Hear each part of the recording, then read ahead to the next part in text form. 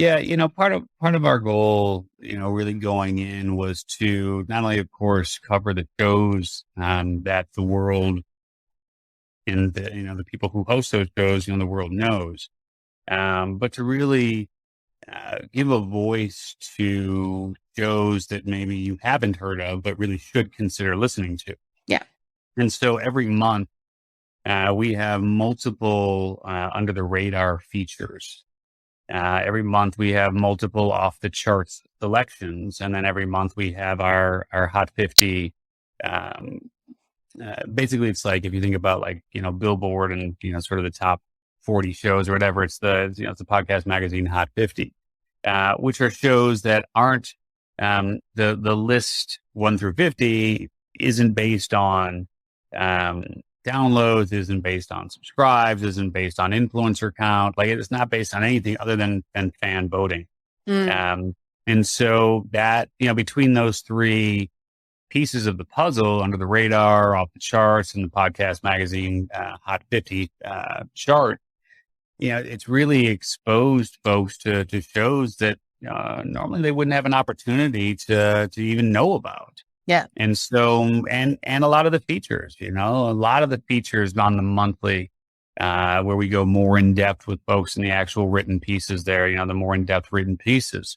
So many of those shows, I just didn't even know existed. I mean, shows about autism, shows about baking, I mean, like you name it, we covered it. And it's so incredible to me to see that there are so many amazing shows out there, and for us to be able to shed some light on those shows. And even like you said, I mean, some of the bigger influencers, a lot of people don't even realize they have podcasts. Yeah.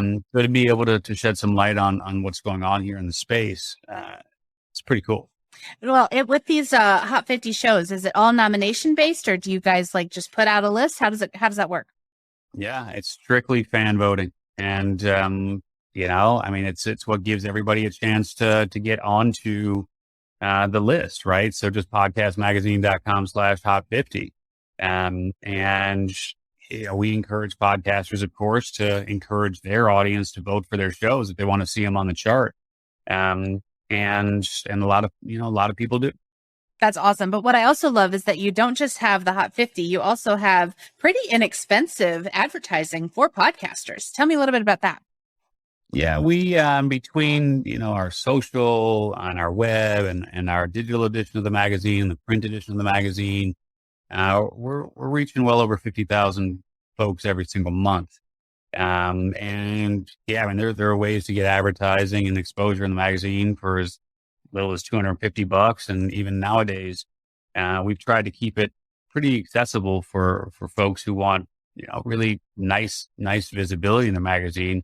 Our full page at the moment is, I think it's $2,500. So, yeah, it's tough to find a more competitive outlet really to reach people who obviously have their hand up and love podcasts and in those sort of numbers for such a reasonable cost. Yeah. That's awesome. That's awesome. Now, other than the advertising and the Hot 50, is there any way that someone could get featured in the magazine?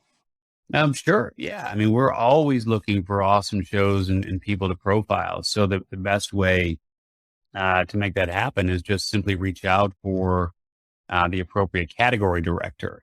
So if you've got a society and culture show, reach out for the society and culture category director. If you've got a business show, right, reach out for the business category director. Or just email Kelly at podcastmagazine.com